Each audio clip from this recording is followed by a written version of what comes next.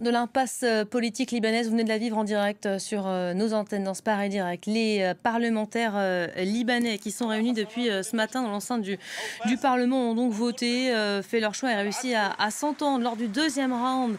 Ils ont choisi, vous venez de le voir ici, Joseph Aoun pour devenir le 14e président du Liban. Il est en train de s'adresser à l'hémicycle. On va peut-être aller prendre le pouls tout de suite directement à Beyrouth avec Serge Berberi qui se trouve devant l'enceinte du Parlement. Serge, bonjour. On était avec vous il y a quelques instants. Vous nous montriez la foule réunie devant le Parlement. C'est dire cette séquence à quel point elle est importante. Ça faisait plus de 2 ans que les Libanais étaient incapables de désigner ce président. Et bien voilà ce choix qui a réussi à être fait aujourd'hui. Effectivement, plus de 801 jours exactement que le Liban était sans président et aujourd'hui, enfin, c'est un ouf de soulagement pour, en tout cas, toute une grande partie de la population libanaise qui s'attendait justement à une élection d'un président aujourd'hui. Donc Joseph Aoun, le 14e président de la République libanaise, qui se trouve actuellement à l'intérieur de l'hémicycle, à côté de sa famille aussi, qui est arrivée un peu plus tôt au Parlement, le chef de l'État qui doit donc prêter serment et ensuite il va donc être salué par les députés avant de sortir donc du Parlement, comme vous pouvez le voir derrière moi, et il sera donc accueilli par la garde présidentielle qui va l'escorter jusqu'au palais présidentiel à Baabda, ce palais présidentiel qui accueille les chefs de l'État donc du Liban depuis 1956.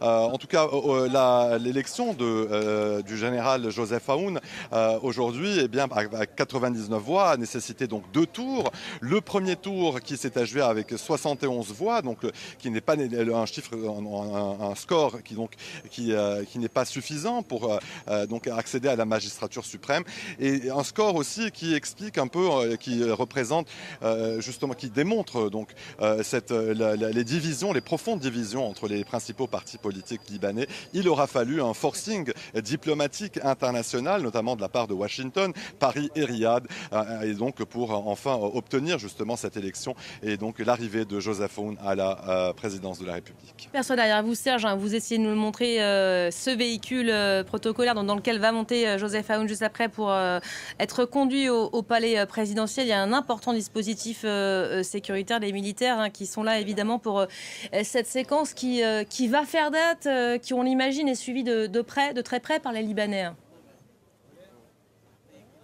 Effectivement, les Libanais qui attendaient donc depuis plus de 2 ans l'élection d'un chef de l'État, alors que le pays est foudroyé par de nombreuses crises politiques, mais aussi par la guerre entre Israël et le Hezbollah.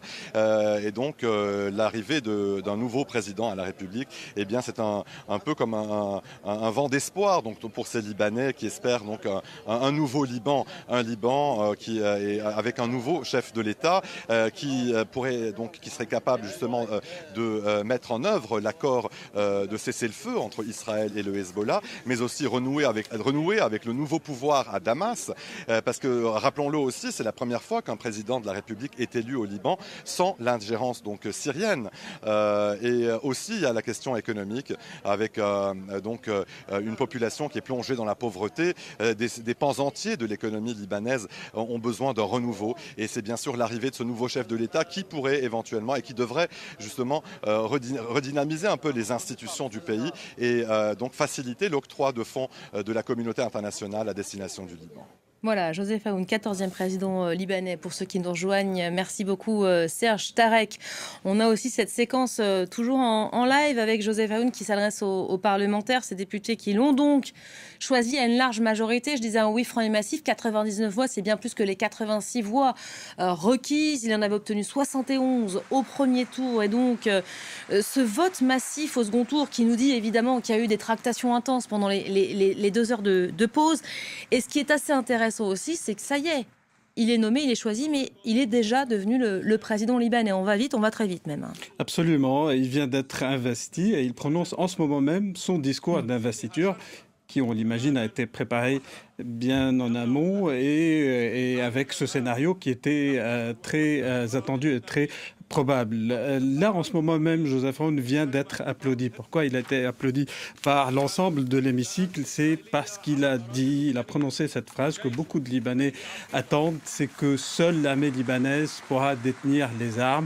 Et c'est là aussi un premier pas vers l'application de ces résolutions internationales onusiennes avec un désarmement possible du Hezbollah. Un peu plus tôt, dans ce discours, Joseph Aoun avait dit que c'était le plus grand honneur qui lui était fait d'être président et de la plus grande responsabilité.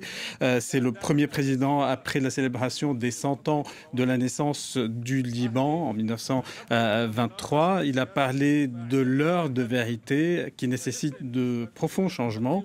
Il s'est engagé à être un arbitre objectif, à appliquer la loi et à lutter contre tout ce qu'on peut reprocher aussi au Hezbollah et à tout ce qui avait cours au cours des dernières années, le blanchiment d'argent, le commerce des drogues. Et là aussi, il a été massivement applaudi par l'Assemblée de lutter contre la corruption. Il parle de l'indépendance de la justice, la réforme des prisons, le respect du principe des séparations du pouvoir, lutter contre la dette publique, etc., etc. Et tout ce qu'on est en train d'entendre en ce moment, c'est le programme de Joseph Aoun qu'on n'a jamais entendu parler. Beaucoup de Libanais en ce moment même découvrent qui est Joseph Aoun, qui n'ont jamais entendu parler. Et c'est vraiment le programme politique qui n'a jamais été annoncé à l'avance, qu'il est en train de lister maintenant avec tout ce qu'il compte appliquer pendant son mandat. Voilà, ce nouveau chapitre qui s'écrit en direct sur France 24. Merci beaucoup Tarek, merci Serge. Évidemment, il va y avoir beaucoup de choses à dire sur les suites, en tout cas ce vote et cette investiture dans la foulée qui met fin à une vacance du pouvoir de plus de 2 ans au Liban. On aura l'occasion d'y revenir.